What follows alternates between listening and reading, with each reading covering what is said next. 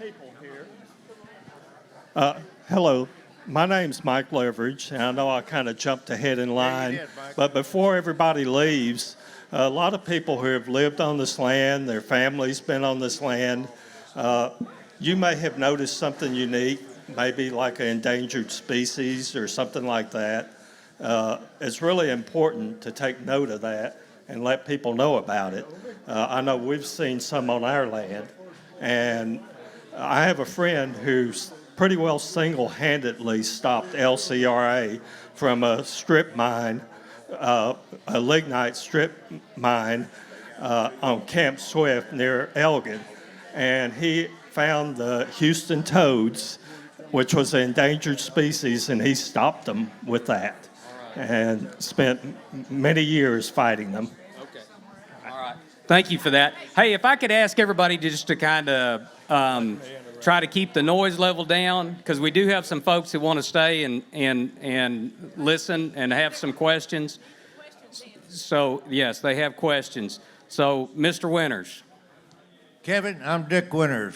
I ranch in just almost every county that's been indicted. I want to be an intervener. My neighbor in Menard County, just over the fence, it's going right through him. I'm looking over our fence line, I'm seeing. I want to intervene there. I've got property in McCullough County. I want to intervene there. Do you make one intervention, or do you do for every piece of property you got? No, so that's a great question. So the intervention is the person, not the land. So now you may, if you're not directly impacted by one of the lines and you didn't get a packet, then in your description on your request or motion to intervene, then you want to describe what you're doing, that I've got places in this county, and whether you own it or lease it, it doesn't matter. Because if you as a person can describe why you have... Please, some of us are trying to hear this. So if you describe why you're different than the average Texas citizen, and that's why you have standing. So you'd intervene once, Mr. Winters, and then you'd have an opportunity to talk about all of those properties and all the reasons that you think they should avoid those. So it will not require an individual intervention request. One for the person, not for the land. Correct. Correct. Correct. Thank you very much. You're welcome. Y'all can talk now. Well, actually, we have some more, so we're going to ask you not to. What, should we explain the options of getting energy? Yeah, so I guess y'all already asked about the options of getting energy. So now this is just me, so they looked at the Permian and they said the Permian does not have enough electricity. It needs more electricity. Well, there's only two ways to bring electricity to a location. It's no different than if you said, hey, we're gonna go down there by the tank and we're gonna camp out all night and we want to have some lights. So you got to have electricity down there. There's only two ways. One, you carry a generator. Put a generator in the Permian and generate the electricity in the Permian, or in my little metaphor, take a generator down the stock tank. Or you drag an extension cord down there from somewhere else. These transmission lines are intended to be an extension cord from the eastern half of the state to the Permian. So in a sense, that's how they address getting the electricity to the Permian, but a transmission line does not create any electricity. All it does is move it around. A generator makes electricity. So electricity is just like any other business line. It's supply and demand. Somebody has to create it, and then somebody's going to consume it. And between those two is trucking or transportation or shipping, or in this case, transmission. So, sir, that's the two options. They chose the one that does not create electricity. So their plan is they're going to take it from East Texas where there is no surplus.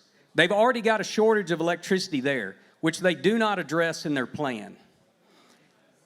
And the better solution the more economic solution, the more efficient solution is to generate it in the Permian, but they did not consider that. I agree, they have to create it either way, so might as well create it where you need it. That's correct. That's correct. If you've got a house, you build a new house and you need water at the house, you drill a well. Well, do you drill a well right next to the house, or you drill it on the far end of your place and run power way out there to that and then pipe it back? Or do you just lay a pipeline out there and hope that somehow it's going to magically fill with water? That's kind of what they've done here. Oh, wait, no, we got a line. You can get in line. I'm here. Get Thank, it. thank you. We're going to let our master of ceremonies decide Yeah. how this goes. In talking to attorneys, I've had one say, so sad, too bad, you're on the preferred route. They're going to take the cheapest route, the cheapest cost to Oncor. Now, in other transmission scenarios years ago, at one point, we were able to move lines and adjust those lines up on section lines. We got things run parallel to existing right-of-ways, parallel to roads, pipelines, all kinds of other stuff. So what's the picture here? How many people think all this is Oncor running this through the cheapest route, and they're going to bisect my country and not make any adjustments? So I guess I would say, and again, this is just my your opinion, opinion. and I'm not really anybody, but they've got a set of rules that they have to follow, and that checklist that Mia showed, and they have to do an analysis, an objective analysis, and determine which is the best route. And that's the route. So Oncor does that, and they recommend one, and the PUC staff engineers do that, and they recommend one, and the administrative law judge has a technical team, and they'll recommend one, and they may all be the same line, or they may have a little bit of tweaking between them. So that technically that's how it works. And it's really two things. It's the habitable structures, like the houses. How many houses are we close to, and what does the line cost? Those are the two main things that they're looking at. But this is a $2 billion job, and it's part of a $4 billion import path, part of a $15 billion Permian Basin study. So there's powerful forces at play here, political, money, and otherwise. So I think a person would be naive to think that the engineering, that the math is going to control this. But generally, I think it will. But in the system, so they'll pick a route, and they'll say, okay, this is where we're going. And then, but once they've chosen that basic route, they can make what they typically call micro adjustments. So if they're coming through the middle of your place, you can say, look, guys, move it over a half a mile or a mile and get on my fence line. And one way that you can do that is, or that might bolster that, is the property lines they're looking at are the parcel boundaries in the appraisal district mapping, which are not necessarily property lines. You might own a piece of property and the appraisal district has 2 or 5 or however many. I got a little old place in Burnett County. I've got 20 CAD parcels on my place. And it looks like a spider web, but they're not the property line. And so there is an opportunity to move it, to maybe make it a little better for you once it's been selected. But is some of the adjustment that I have to prove that it will cost less money for Oncor to build?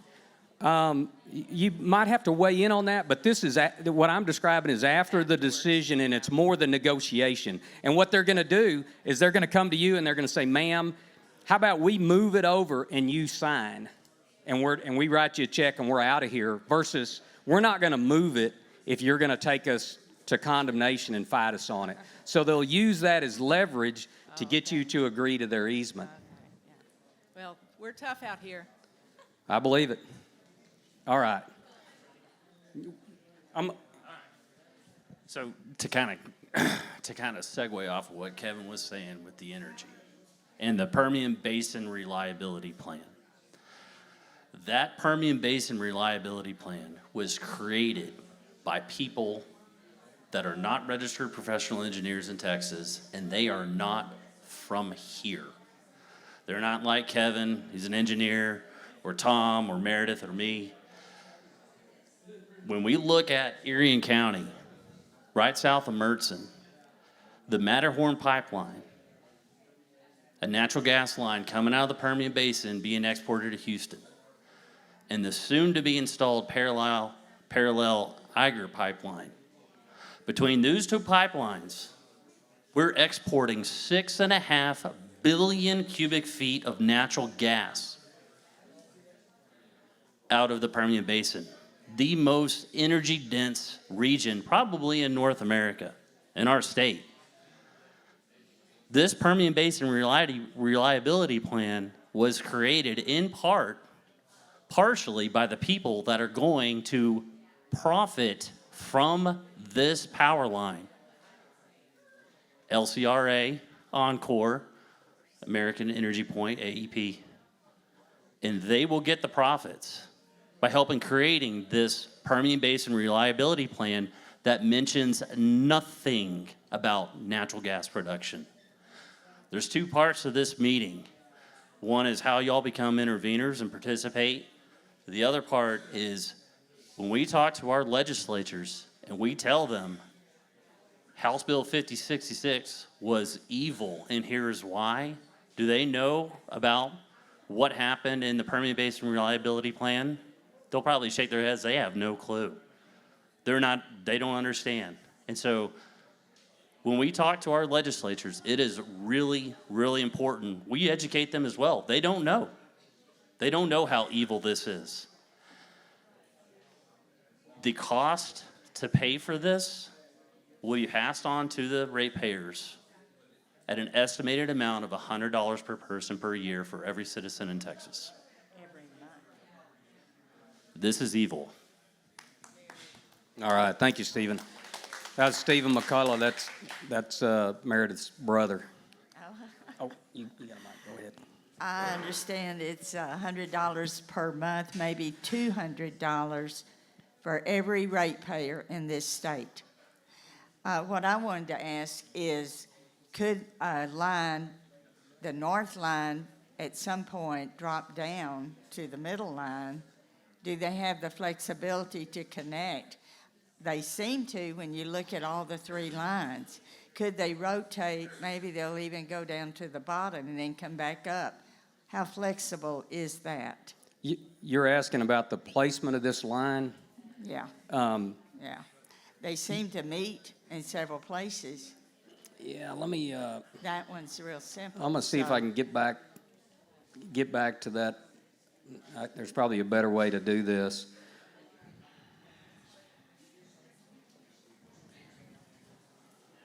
I'm gonna get there.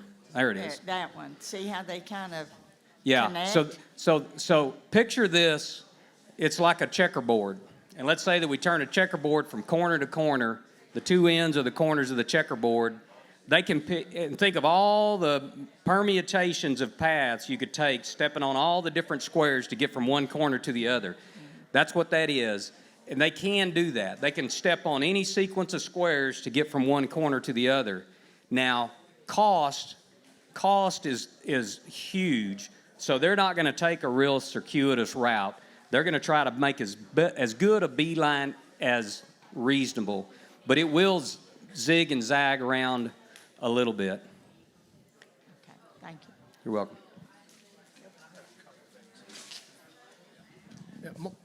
Mark Friesenhan. I'm a pecan farmer in Comal County. However, my brother and I own ranch land in Schleicher and Menard County. R1, R2, and Q1 surround our place to the north, south, and east. I had two things. First, I was taken in a really heartfelt way when I listened to Justin's story. I don't know where he went, but he took the challenge of becoming an intervener and taught himself how to do it. I was impressed. Very, very detailed effort, and I thank you for that. And I would encourage everybody that's even thinking about the intervener role, do it. It's the risks and the downsides are minimal, and they were discussed here tonight. I really appreciated that. All right. Thank you, Mark. The second thing is you mentioned the power. Where's the power coming from for these lines?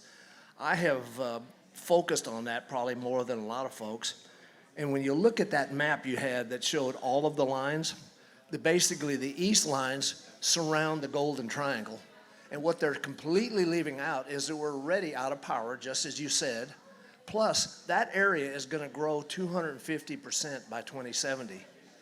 And albeit the Midland Permian Basin is also growing higher than our average state, but we are doing the stupidest, illogical things. We're moving these massive amounts of 6 BCF a day of gas to the Gulf Coast.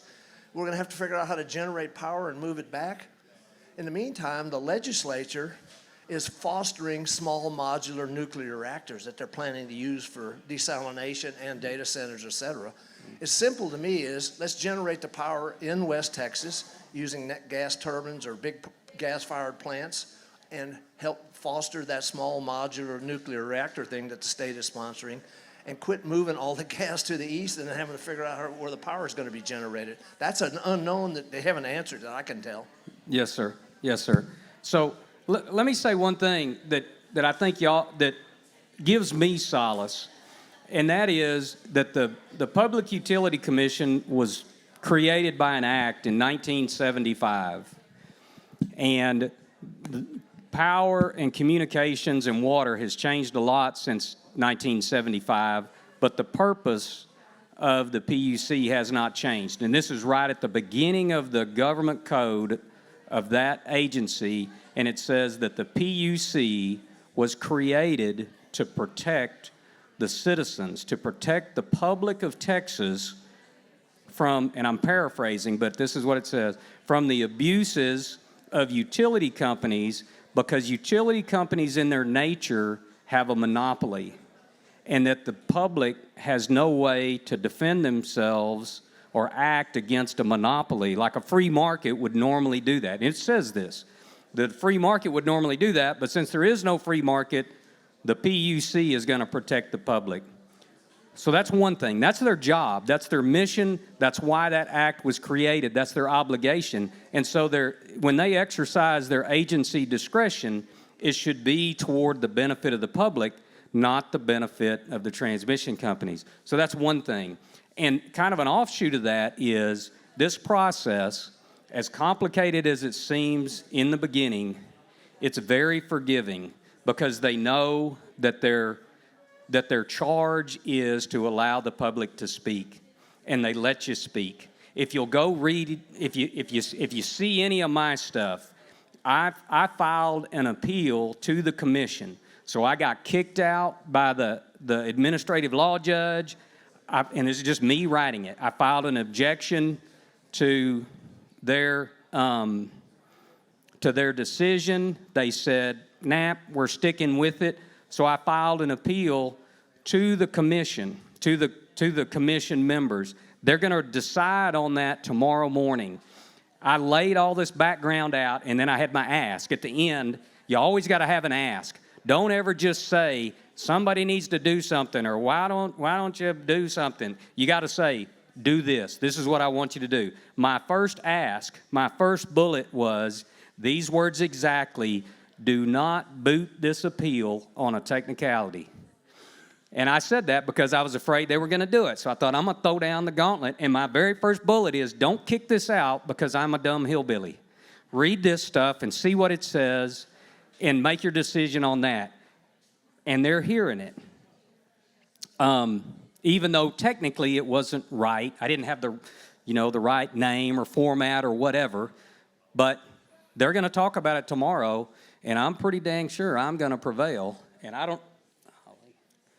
don't know what's going to come of it. I got a gnat in the eye. But you can do it. It's not hard. Would you put it on the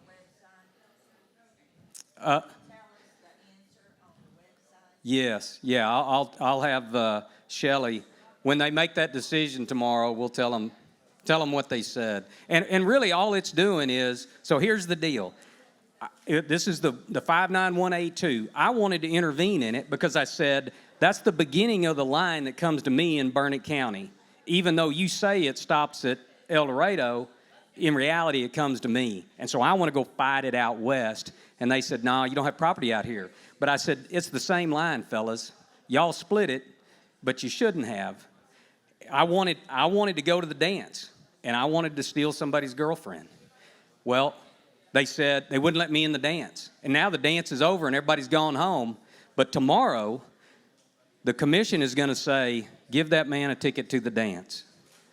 And then what are they going to do? I've already told them, I want another dance. I want a redo. All you fellas can stay home, but bring the people I want to dance with up here. Just me. Suits the heck out of me. Now, I don't know what they're going to say, but that's what I asked for, and it's just me. I mean, y'all, look at me. Listen to me. It ain't hard. All you got to, if you say things that make a lot of sense, then how can they argue with it? How can you make an argument that you should not generate electricity in the Permian using the surplus gas that's there? It's a liability. The gas is a liability to the oil and gas producers in the Permian. They're getting covered up with it. They're flaring it off, and TCEQ doesn't like that. They're giving it to they're paying the pipeline people to take it in some instances. But a generator would buy it from them. So they can't argue with that. What their argument is, oh, the politicians said that we couldn't do that. The politicians, one, they didn't say that, and I guarantee you, as Mia said, you get hundreds and thousands of people protesting, and every politician is going to say, I never said that. And so that's our opportunity. That's our opportunity. Anyway, Tom has a question or a statement or both. Well, first it was an invitation for any of you ladies. Obviously, Kevin wants to dance. So if y'all want to come out and I don't know, hum a two-step, then there you go. Other than that, it's really what I call a PSA, a public service announcement. Back here on the back, there's a packet that looks like this on the first page, and it's basically a packet that summarizes some of the things that these transmission lines do, other than just mess up your countryside. And it's the equivalent of, I think there was 60,000 acres that people were talking about in terms of the right-of-way. If you look at the expanded influence, it's somewhere between 10 and 12 million acres. That's 8% of the state. So it's an important thing to understand that. So you understand it's not just about the transmission lines. Yeah, well, I'm going to interrupt Tom. What he's saying is, or I think this is what he's saying is, they're going to take an easement from you. They're going to force you to sign an easement through the eminent domain process for a 200-foot wide strip. That is the 10,000 acres on Import Path 2 and the 60,000 acres on the whole thing. That's what they're putting a price tag on, and they're saying this is our impact to you. This is what we're going to compensate you for these damages. What Tom is saying is those damages extend outward, because if you've got a piece of property that somebody would have paid $10 for, and they come put this transmission line through the middle of it, and they say, well, we're going to pay you 10 cents, but now your $10 property is only worth $5. The impact of it as a cost impact to the property owners is much greater than that acreage. It's a big footprint. Nobody, I mean, the people that come out here from town that want to buy these ranches and enjoy them, they don't want to buy a ranch that's got a power line on it. Now, some people, I'm going to let you go in a minute, Tom, but I'll forget it. On my place, I've got 3 neighbors that touch me who've been there since the 1860s. Those people don't give a hoot what that land is worth, because they don't view it as a financial asset. They're not sitting there saying, woo-hoo, this thing's worth, $10,000 an acre or $30,000 an acre or $1,500 an acre. They don't care. That's not the value to them. The value is, this is the land that my great-great-great-great-grandfather came out here and carved out of the wilderness, and I've still got it, and my kids are going to keep it, and my grandkids are going to keep it, and you can't put a price tag on that. That's not sentimental value. That's, I don't know what it is. I don't know if intrinsic. It's just a value that a transmission line's gonna ruin, and you can't put a number on it, and it's gonna happen unless you do something. And most of what you're gonna do is that trying to keep it off of you. And what y'all gotta remember is, if I try to defend my family from a bad guy, and you live a mile down the road, and the bad guy says, golly, Kennedy's got a gun, I think I'm gonna go somewhere else, that's not me. That's not me being the bad guy. The bad guy is the bad guy. Do not turn on your neighbors because you or your neighbor are trying to protect your property. Always remember, the bad guy is Encore and LCRA and the state of Texas and the PUC. It's not your neighbors. You have the right to defend your property. Go ahead, Tom. Let's see. First, I don't know if it was one of your neighbors there, but I know that there was a matriarch in Burnett County who was a matriarch of several generations ago of land. And she told her posterity one thing: you can eat dirt and go naked, but never give up your land. Which is basically what we're talking about. Eat dirt and go naked, but never give up your land. The other thing is eminent domain. We touched on that a little bit.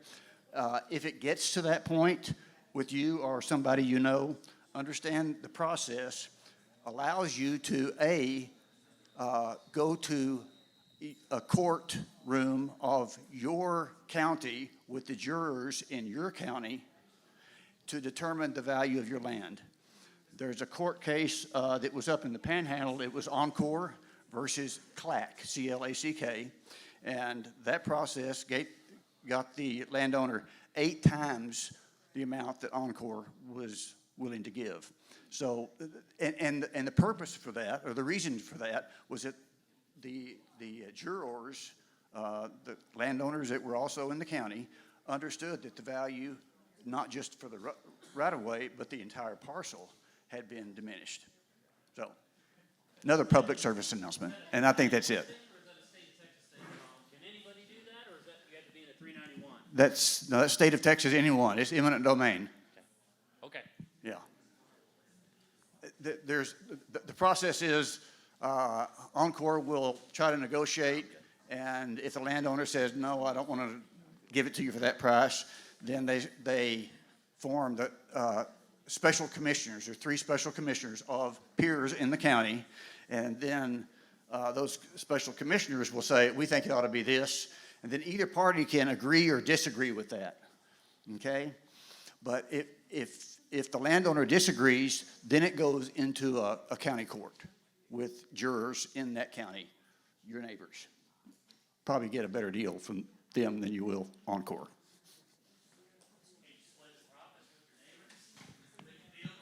Well, oops. I'm going to say, he's asking if you can make a deal. You can make any deal you want. You can do anything you want. Well, isn't it pretty obvious it'd be cheaper to build the generators in West Texas? I mean, It's obvious to me, sir. well, isn't that the biggest point to make? That way it's cheaper on everybody in Texas. I think so. I think so. I agree with the logic that you're talking about. The problem is the supply chain. The power plants, there's only 3 companies in the world that make them, and they're backed up on orders. And the reason they're backed up is the turbines that generate the power, they have blades, or they're called vanes. The vanes are very specialized, high heat, pressure. The vanes are the bottleneck in the supply chain. And Elon is threatening, because he wants power too, Elon is threatening to start his own company to make these turbine blades to supply to the manufacturers to release that bottleneck. Oh. Yeah, he's talking about natural gas turbines. So this is my deal, and I'm not an educated man, but the power is needed to meet not the current load demand, but the forecasted load demand. So what happens is, so you got to ask yourself, so the biggest demand out in the Permian is data centers, everybody knows what that is, and cryptocurrency miners. They're just big warehouses full of computers, and they just suck a ton of electricity. So ask yourself, why would a business whose number one cost, their number one input is electricity, go to a location that has no electricity? Why would they do that? Well, they're doing it because they think they can get some cheap electricity. And I guarantee you that they're planning to generate it themselves, but their fallback plan is we're going to ask the grid to hook us up. But the grid, the ERCOT grid, the grid in Texas, you can only hook up and get electricity if there's electricity to have. So I can go out with a big data center out to the Permian and plunk it on the ground and say, I want power, and they will tell me, I'm sorry, Kevin, we don't have any power to give you. So you're going to have to wait 3 years, 5 years, 10 years, whatever. They're not required to destroy the grid to provide, to meet every request. It's an economic desire of our elected officials. They want to do that. They want to be able to do that so that the data centers come here instead of going to some other state. So that's one. The demand is not, it's not like I have to be fed or I'm going to die. It's I want a business, I want to have a business venture, and I want to locate in this area because I think there's cheap gas, which will make cheap electricity, and I'll be more profitable. So that's one. The other is exactly what you just said, that Elon Musk sees an opportunity to make some money. And private industry solves every problem. There's not a problem on the planet, very few problems on the planet that the government helps. If any of y'all are around, I remember Ronald Reagan made some statement like the 6 worst words you can hear are, I'm from the government and I'm here to help. This is foolish. And then the other thing is, House Bill 5066 is what's driving this. That's a law of man. The electrical grid, that grid, that electronic system cares not about the laws of man. It obeys the laws of physics. So the laws of man cannot govern the electrical grid. And that's what I'm describing, that they can't add more demand than they have generation to meet. And so it's a paper tiger. And Oncor is going to make buku money out of this because we're all going to stand around flat-footed, and they're going to get the transmission lines down. And I don't know what happens after that, but they're moving as fast as they can. So, one second. Nobody's mentioned Fort McKavett or the San Saba River, so how close is any of that to us? Well, some of y'all that know this area better than me, I guess. I can answer that question. Do you know where County Road 350 is? If the south line in Schlacker County is just north of 350, which is going to be what, about 10 miles up from 190, Ray? It'll be 10 miles north of 190, and that.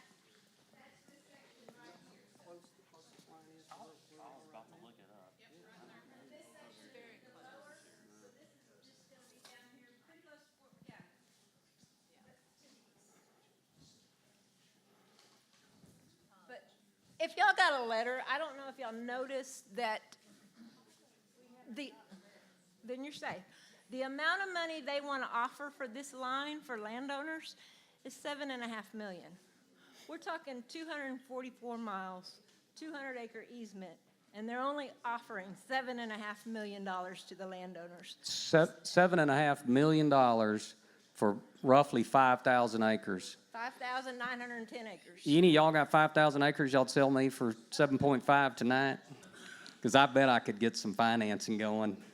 I don't think you buy 5,000 acres for $7.5 million, when half of it's in Bell County and Williamson County and Vernon County. Anyway, anybody else have anything else? All right, well, let me, please give all our speakers a round of applause.